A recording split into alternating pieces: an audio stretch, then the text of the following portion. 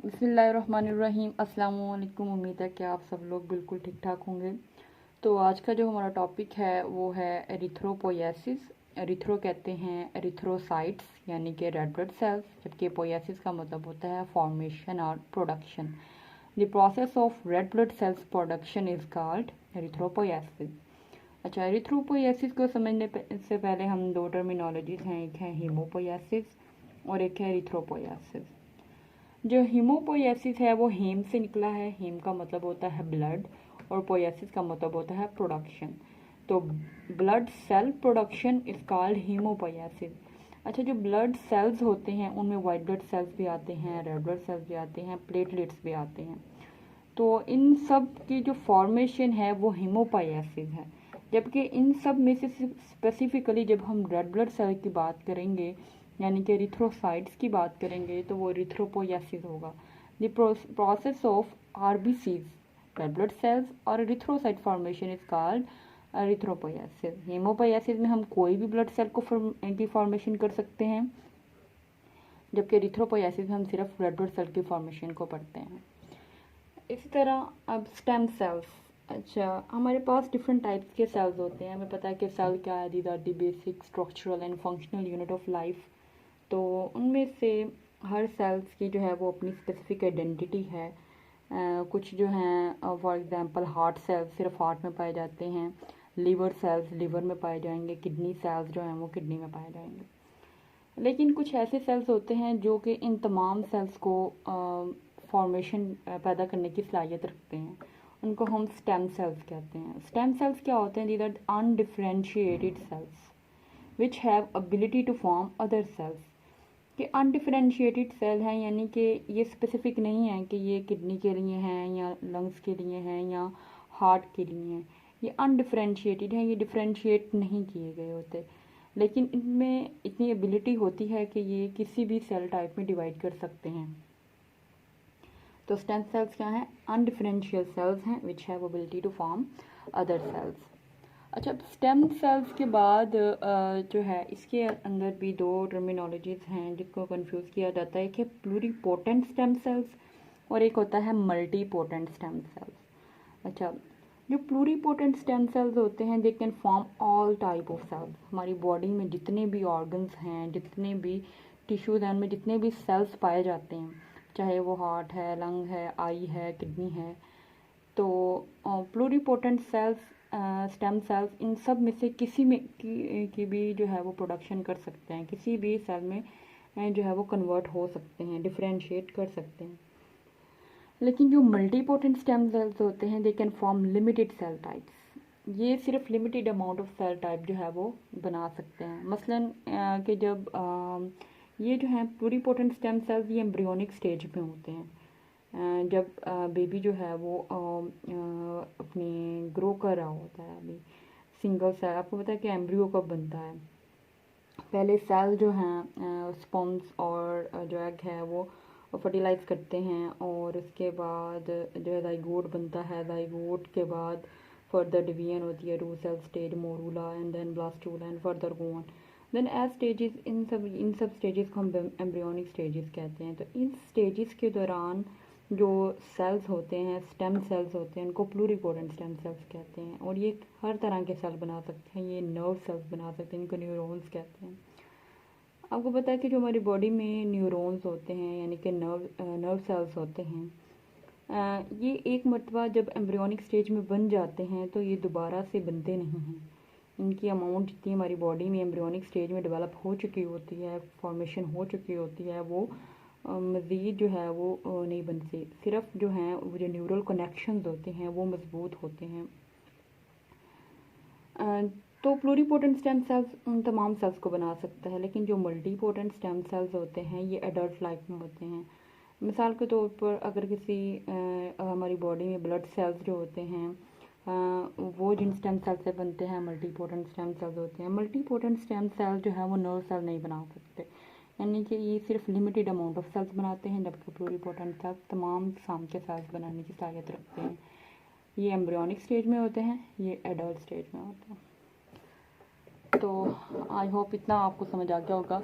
तो फर्दर मैंने कुछ जो है वो एब्रीविएशंस एरिथ्रोपोइएसिस के प्रोसेस में यूज़ किए हैं, तो मैं आपको उनके कुछ बता देती हूँ कि ये इसको शो करते हैं। पीएससी है प्लूरीपोटेंट स्टेम सेल्स, जहाँ मैंने पीएससी लिखा होगा उसका मतलब होगा प्लूरीपोटेंट स्टेम सेल्स, और एमएससी का मतलब मल्टीपोटेंट स्टेम सेल्स, और एमवाईएससी का मतलब माइलॉइड स्टेम सेल्स, LYCS का मतलब है लिम्फोइड स्टेम सेल्स, CFUGEMM का मतलब है colony forming unit granulocyte erythrocyte monocyte and mega karyocytes.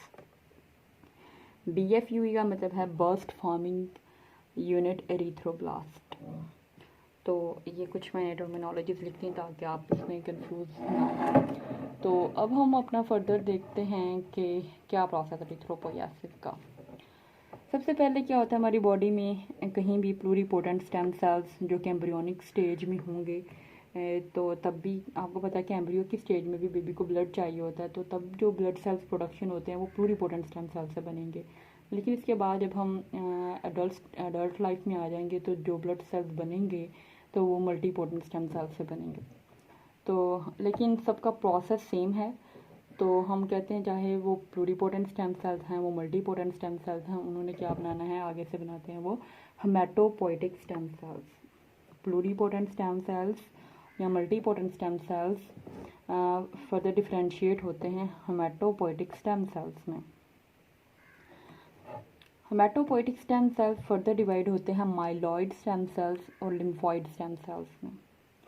जो माइलॉइड स्टेम सेल्स होते हैं वो बनाते हैं फर्दर से CFUGEMM, वो Clooney forming unit granulocyte erythrocyte, के बाद है मोनोसाइट्स एंड मेगा कैरियोसाइट्स। क्योंकि हमने जो है हम लिम्फोइड स्टेम सेल्स की तरफ नहीं जाएंगे क्योंकि हम वाइट ब्लड सेल्स नहीं बना रहे, हम सिर्फ जो है वो रेड ब्लड सेल्स बना रहे हैं, तो हम माइलॉइड स्टेम सेल्स के पाथ को ही फर्दर जो है वो आगे लेके जाएंगे। इसमें भी हमने बताया कि colony forming units granulocyte erythrocyte monocyte और मेगा कैरियोसाइट।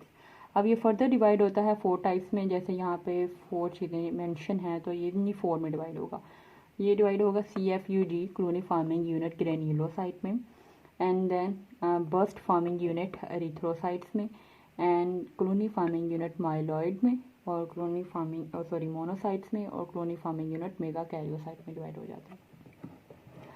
अब इन सब में से भी ना हमने ग्रेन्युलोसाइट बनाने हैं। ग्रेन्युलोसाइट आपको पता है कि ये वाइट ब्लड सेल्स की जो एक टाइप है ग्रेन्युलोसाइट उसके अंदर आते हैं, तो हमने ना वाइट ब्लड सेल्स बना रहे हैं, ना हम मोनोसाइट्स बना रहे हैं, ना ही मेगा कैरियोसाइट्स बना रहे हैं। हमारा प्रोसेस है एरिथ्रोपोइएसिस यानी कि रेड ब्लड सेल प्रोडक्शन। तो हम इसी के पाथ को फॉलो करेंगे, इनमें से हम सिर्फ BFUE वाला जो पाथ है उसको लेके आगे चलेंगे।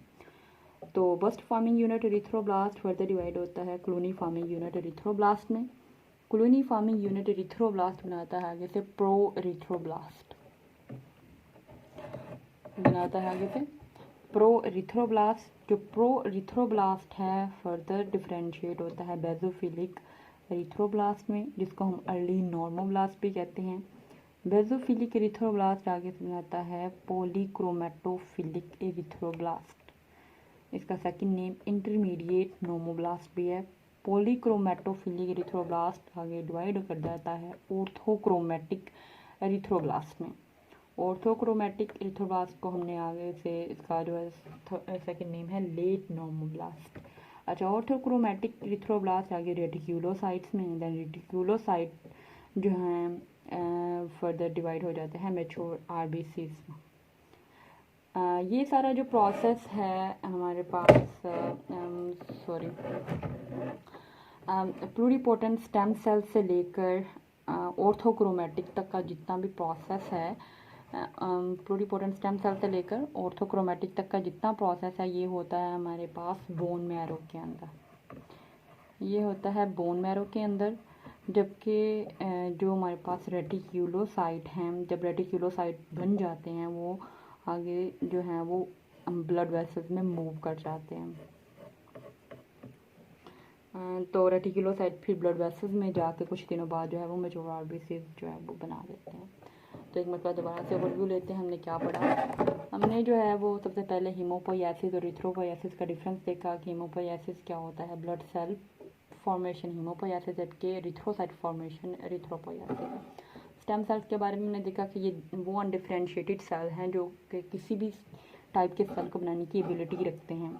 इसकी हमने फर्दर दो टाइप पढ़ी, एक होती है प्लूरिपोटेंट स्टेम सेल्स और multipotent stem cell. Pluripotent stem cells they can form all type of cell and multipotent stem cell can form only limited amount of cells. ये एम्ब्रियोनिक स्टेज में pluripotent stem cells पाए जाएंगे, जबकि adult stage में जो है वो multipotent stem cells पाए जाएंगे। इसके बाद हमने जो है वो प्रोसेस पढ़ा इरिथ्रोपोइएसिस का कंप्लीट। तो सबसे पहले प्लूरिपोटेंट स्टेम सेल्स होते हैं, वो हेमेटोपोइटिक स्टेम सेल्स बनाते हैं जो कि माइलॉइड स्टेम सेल्स और लिम्फोइड स्टेम सेल में डिवाइड कर जाते हैं। आगे myeloid stem cells colony forming unit, granulocyte, erythrocyte, monocyte and macrophages बनाते हैं, मेगाकैरियोसाइट्स बनाते हैं। इसके बाद ये further colony forming unit granulocyte, burst forming unit erythrocytes, colony forming unit monocyte, colony forming unit megakaryocytes बनाते हैं। बस्ट फार्मिंग यूनिट इरिथ्रोसाइट, आगे क्लोनी फार्मिंग यूनिट इरिथ्रोसाइट बनाते हैं, वो आगे pro erythroblast, then basophilic erythroblast, then polychromatic chromatophilic erythroblast, then orthochromatic erythroblast, reticulocyte and mature RBC. इन process को हमने फर्दर नाम भी दिए हैं early normoblast, intermediate normoblast and late normoblast, and then reticulocyte and mature RBCs. Hope कि आपको ये जो है एरिथ्रोपोइएसिस का जो है वो प्रोसेस जो है वो समझ आ गया होगा। If you like it, please like and subscribe and share my channel. Allah Hafiz.